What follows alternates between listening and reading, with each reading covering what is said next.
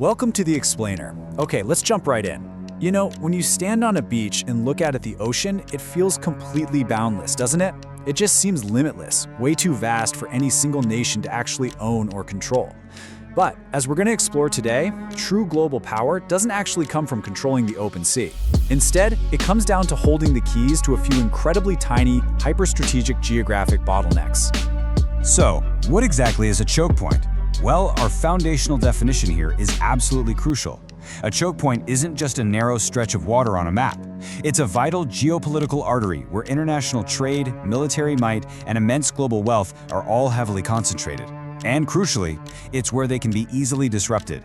Throughout history, from rogue pirate crews all the way to ancient emperors, whoever controls these narrow stretches of water essentially controls the world's pulse. To see exactly how this works, here's our itinerary for today's journey. We'll start with the anatomy of a choke point, move into gateways of the ancients, explore the toll booths of global trade, look at engineering and empire, and then finally peer into the future with the frozen frontier. Let's get right to it with Section 1, the anatomy of a choke point and the fragility of the limitless sea. The big takeaway here is that we aren't just talking about ancient history, we're talking about incredibly relevant, high-stakes geopolitical realities. Take the 2026 closure of the Strait of Hormuz by Iran and the subsequent US counterblockade. That event violently shook the entire world's economy. Looking at this, it proves instantly that the limitless sea actually has very hard, very fragile limits. A single conflict in one narrow strait can literally paralyze global trade routes overnight. Which brings us to Section 2, gateways of the ancients, edges of the world and crossroads of empires. It's fascinating to see the drastic difference in how two narrow passages were viewed by the ancients. Take the Strait of Gibraltar. Flanked by the towering pillars of Hercules, this was literally seen as the edge of the known world. The 5th century BC Greek poet Pindar wrote that beyond it lay only western darkness. It was an absolute terrifying boundary. But contrast that with the Bosporus. That was viewed as the ultimate natural bridge. It was this bustling, active doorway linking the Mediterranean and Black Seas, with one foot planted firmly in Europe and the other in Asia. And that natural bridge has fueled an almost unbelievable cycle of human conflict. Talk about a relentless history. We're talking about the exact same patch of water being fought over for more than 2 millennia. In 334 BC, Alexander the Great crosses it to invade Persia. Fast forward a bit to 330 AD, and Roman Emperor Constantine founds Constantinople right on its shores, powering the Byzantine Empire until 1453, when the Ottomans capture the city and turn the Black Sea into an Ottoman lake. Then, in the 1850s, Russia's naval presence there sparks the bloody Crimean War. During World War I in 1915, its closure leads directly to the devastating Gallipoli campaign. And incredibly, the military passage of this exact same waterway is governed today by the 1936 Montreux Convention, which is a power Turkey invoked as recently as Russia's 2022 invasion of Ukraine. It's just a constant, cyclical battle for geographic leverage. And that relentless quest for leverage leads us right into Section 3, toll booths of global trade, taxing the oceans. Just consider this one, staggering statistic, 2/3.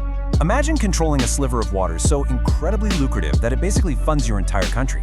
For centuries, Denmark controlled the natural waterways linking the Baltic Sea with the North Sea. The most important of these was the Danish Sound, which was famously guarded by Kronborg Castle. And yes, that is the exact same castle from Shakespeare's Hamlet. By controlling this narrow strait, the Danish crown forced passing ships to pay the Sound dues. At times, this single maritime toll supplied up to 2/3 of the Danish crown's entire revenue. It actually took a massive lump sum payout from European powers in 1857 just to finally end these tolls and open the passage to everyone else. But hey, Europe certainly wasn't the only place taxing the oceans. Let's head over to Asia and look at the Strait of Malacca. Running 500 miles between the Malay Peninsula and the island of Sumatra, this is the absolute maritime jugular between the Indian and Pacific Oceans. The rulers of this region represent a literal who's who of global superpowers, just ruthlessly passing control of the strait back and forth. You've got the Sumatran Srivijaya Empire spreading Buddhism, followed by the Javanese Singasari Kingdom. Later on, it flourished under the protection of China's Ming Dynasty, becoming a huge hub for the spread of Islam. The Portuguese capture it in 1571. Later, the British build up free trade hubs like Singapore to fuel their massive tea and opium trade. And during World War II, Imperial Japan captures it to secure their oil supply. Its strategic value is just endless. Even today, roughly 1/4 of all world trade runs through this specific stretch of water. The whole concept is captured perfectly by Tomé Pires, a 16th century Portuguese colonial official. He wrote, "Whoever is Lord of Malacca has his hand on the throat of Venice." I mean, just let that visceral metaphor sink in for a second. Venice is all the way over in Italy. But Pires realized that controlling this distant Asian choke point meant you could directly strangle the wealth flowing into Europe. Control the local geography, and you choke the global economy. Which brings us to Section 4, Engineering and Empire, where we start digging our own choke points. Here we see a massive pivot in human history. Up to this point, empires mostly had to rely on ancient geographic luck, right? You find a narrow strait that nature created and you build a fort next to it. But in the 19th century, we see the rise of sheer, unadulterated engineering ambition. I mean, why sail entirely around the massive continent of Africa if human beings can just dig their own choke point right through the desert? You can trace this unbelievable ambition right through the Red Sea. As early as 600 BC, Pharaoh Necho II actually started digging a Nile-Red Sea canal. But the real modern game changer happens in 1869 when the Suez Canal officially opens. By 1875, Great Britain buys out Egypt's shares specifically to link its imperial ambitions in Asia.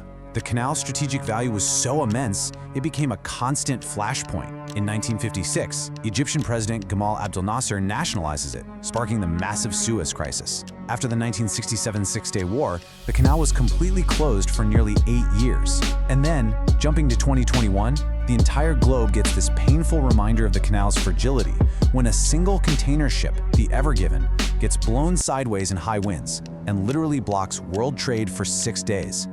It brings that hand-on-the-throat metaphor right into our present day. The Red Sea shipping route, especially down near the southern Bab el-Mandeb passage, remains incredibly vulnerable.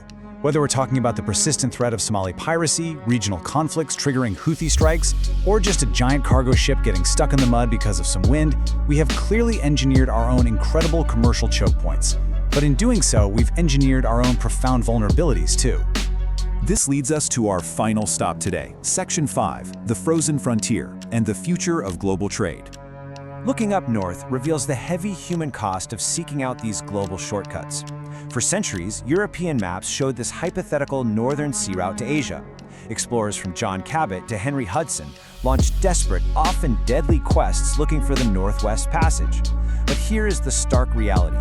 While Europeans were freezing in their doomed ships, native peoples had successfully navigated this region millennia earlier. The Paleo-Inuit and Thule cultures had been moving across these complex Arctic coastal waterways for generations upon generations. In fact, the European explorers who actually survived almost always relied on the deep geographic knowledge and survival skills of those indigenous groups. The conquest of this frozen choke point accelerated incredibly fast in the 20th century. First, in 1906, Norwegian explorer Roald Amundsen completes the first single-ship navigation, a brutal journey taking 3 full years. Then, by 1969, the ice-breaking oil tanker Manhattan becomes the first commercial vessel to make the transit, immediately sparking an international controversy with Canada, who asserted the route passed through its internal waters. And that brings us to our present reality. Global warming is unlocking much longer periods of ice-free navigation in the Arctic. The ice is melting, and a once quasi-mythical passage is rapidly becoming a highly viable, highly strategic reality. So, the crucial point we want to leave you with today is captured perfectly right here. As the ice melts, who truly owns the roof of the world? Is this newly unlocked choke point going to lead to brand new global trade wars, renewed questions of Canadian sovereignty, or something else entirely? One thing is absolutely for sure. As long as there is global trade, the ancient, relentless fight over the world's geographic bottlenecks is far from over. Thank you so much for joining us on this explainer, and we'll see you next time.